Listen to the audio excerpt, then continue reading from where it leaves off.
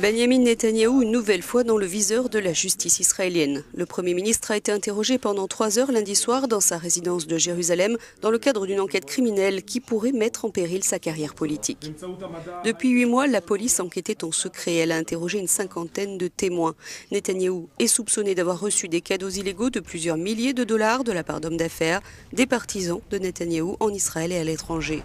Ce n'est pas la première fois qu'il est visé par une enquête. Avant son interrogatoire, en ouverture de la réunion du Likoud à la Knesset, Netanyahou invitait les médias et l'opposition à ne pas se réjouir trop vite et il affirmait « Comme je l'ai dit auparavant, je le répète, il n'y aura rien, car il n'y a rien. Vous continuerez à lancer des ballons d'air chaud dans les airs et nous continuerons à diriger l'État d'Israël. »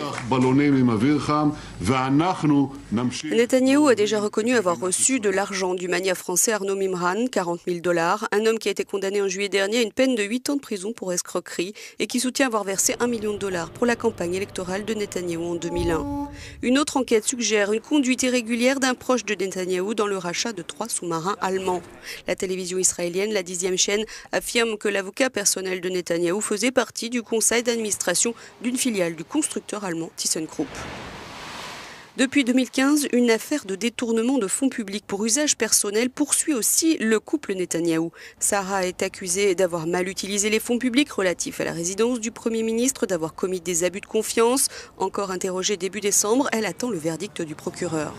Et la justice israélienne a parfois la main lourde. Ehud Olmert, le prédécesseur de Netanyahou, en sait quelque chose. Depuis février, il purge 19 mois de prison pour avoir touché des pots de vin lorsqu'il était maire de Jérusalem.